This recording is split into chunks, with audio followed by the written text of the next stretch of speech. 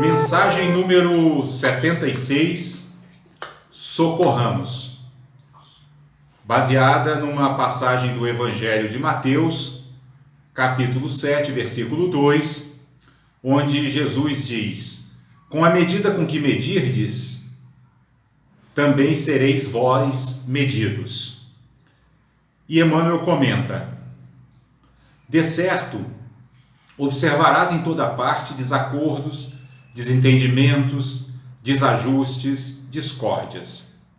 Junto do próprio coração, surpreenderás os que parecem residir em regiões morais diferentes. Entes amados desertam da estrada justa, amigos queridos abraçam perigosas experiências.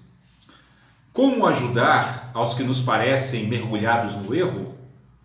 Censurar é fazer mais distância, desprezá-los será perdê-los. É imprescindível saibamos socorrê-los através do bem efetivo e incessante. Para começar, sintamo-nos na posição deles, a comungar-lhes a luta. Situemo-nos aos pés dos problemas em que se encontram e atendamos à prestação do serviço silencioso. Se aparece oportunidade, algo façamos para testemunhar-lhes apreço. No pensamento, guardemo-los todos em vibrações de entendimento e carinho. Na palavra, envolvamo-los na bênção do verbo nobre. Na atitude, amparemo-los quanto seja possível. Em todo e qualquer processo de ação, fortalecê-los para o bem é o nosso dever maior. À frente, pois, daqueles que se te afiguram desnorteados, estende o coração e as mãos para auxiliar, porque todos estamos no caminho da evolução, e segundo a assertiva do nosso Divino Mestre, com a medida com que tivermos medido, nos hão de medir a nós. Então vejam que o tema dessa mensagem é a compaixão. O próprio título já expressa isso, porque socorrer, né, o que é socorrer? Socorrer é oferecer auxílio, né, é oferecer remédio, é oferecer proteção, né, é oferecer sustento, né, é prover, é acudir, é suprir. Né? Então, a própria ideia de socorrer, ela traz implícito aí em si, essa ação de socorrer, traz implícita em si, a ideia da compaixão, que é aquele sentimento nobre e elevado de ter o interesse em diminuir o sofrimento do próximo. Né? E é interessante que Emmanuel tenha escolhido, para ilustrar esse tema, essa passagem do Evangelho de Mateus, onde Jesus fala que com a medida com que tiverdes medido, vos hão de medir também a vós. Né? Ou seja, todo aquele que todo ser, né, que cultiva a compaixão, que pratica a compaixão, ele amplia a sua visão da vida, ele amplia a sua ação no mundo, porque, obviamente, a compaixão faz com que nós transcendamos os muros do nosso ego, porque a compaixão é justamente essa preocupação, né? essa motivação de diminuir o sofrimento de todos, né? Inclusive nós mesmos, mas a compaixão inclui os outros também. Né? Então a compaixão é um sentimento onde a busca da nossa felicidade pessoal, individual, não se separa do empenho em promover também a felicidade dos outros. Essa característica é que formata a beleza do sentimento compassivo. Né? O sentimento compassivo é um sentimento inclusivo, né? Ele inclui todos no mesmo ideal de felicidade. Nós buscamos a felicidade, mas também procuramos, quando estamos motivados pela compaixão, também procuramos inserir os outros no nosso projeto de felicidade. E aí Emmanuel, quando vai então desenvolver seus comentários a respeito desse tema, né, ele começa nos mostrando o quadro de sofrimento em que nós vivemos nesse planeta onde seres pouco evoluídos como nós também encarnam, né? Porque quando a evolução espiritual não está plena, quando os seres ainda não atingiram a iluminação, né, eles manifestam exatamente essas características que Emmanuel aponta aqui no primeiro parágrafo, né? Eles manifestam desacordos, desentendimentos, desajustes e discórdias, né? O que todas essas palavras aqui elencadas por Emmanuel dizem, né? Falam de quê? Falam exatamente de separatividade, né? Porque a incapacidade de se entender, né? A capacidade de entrar em acordo com o outro, né? A capacidade de se ajustar às circunstâncias, né? Quando elas não estão presentes, significa que se gera entre os seres muito sofrimento e muita aflição por conta dos conflitos que surgem daí, né? Os desacordos, desentendimentos, desajustes e discórdias geram conflitos, geram agressividade, né? Geram atitudes duras, né? E isso vai caracterizar exatamente o sofrimento que permeia esse nosso planeta, que ainda é um planeta de provas e expiações, ou seja, um planeta onde habitam, em sua maioria, espíritos ainda num grau muito primário de evolução espiritual, né? Mas aí Emmanuel vai mais além, né, nos seus comentários e nos chama a atenção para aqueles seres que também se encontram em dificuldades e que são muito próximos a nós, muitas vezes nossos próprios familiares, né? Por isso que ele diz aqui: junto do próprio coração surpreenderás os que parecem residir em regiões morais diferentes. Ou seja, ele está mencionando aqui aqueles familiares ou amigos próximos, né, que embora sejam próximos a nós pelo parentesco, né, ou pela convivência, habitam paisagens mentais muito diferentes das nossas, né?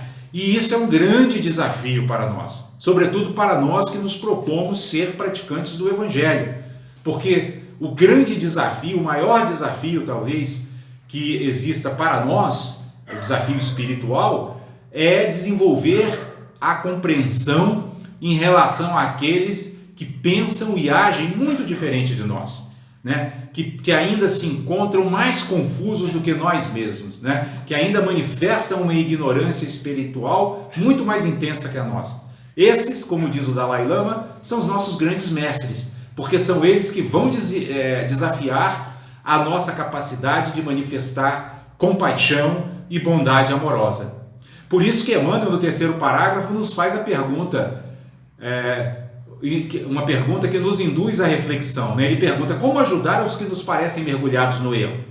Esse é o grande desafio. Como ajudar, né? Como ajudar aqueles que muitas vezes parecem não querer ser ajudados, aqueles que parecem não ter nenhum interesse em trabalhar suas qualidades internas, né? Então Emmanuel nos lança esse desafio, mas já em seguida nos dá algumas dicas, ao dizer que censurar é fazer mais distância e desprezá-los será perdê-los. Então Emmanuel já nos diz o que nós não devemos fazer, porque se queremos realmente ajudar aqueles que estão mergulhados no erro, não devemos censurá-los e nem desprezá-los, porque isso só vai aumentar a distância entre nós e eles, né? Então a atitude, portanto, que está implícita nessa frase de Emmanuel é que nós devemos acolher os seres do jeito que eles chegam, da forma como eles se apresentam, né? O que não significa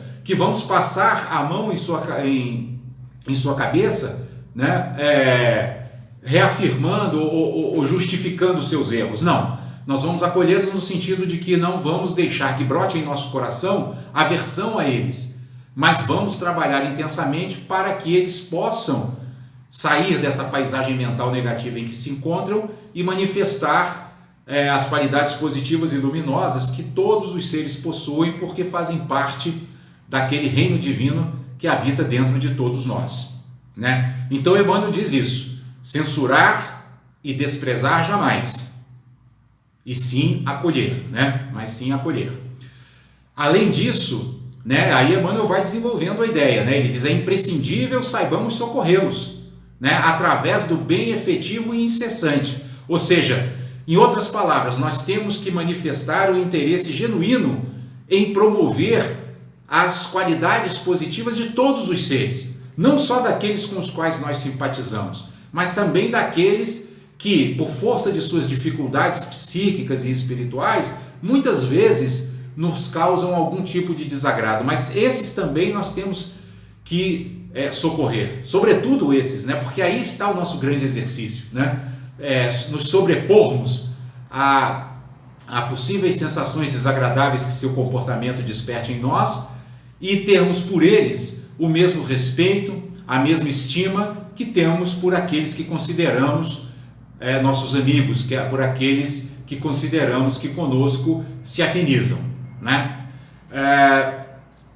E Emmanuel aprofunda, né, as suas dicas, né, e os seus conselhos quando ele diz que nós precisamos desenvolver a habilidade de nos colocarmos na posição deles, né? Ele chega a usar a palavra comungar-lhes a luta. Comungar é uma palavra que vem da mesma raiz de comum, né? Ou seja, nós temos que nos sentir como parte integrante, digamos assim,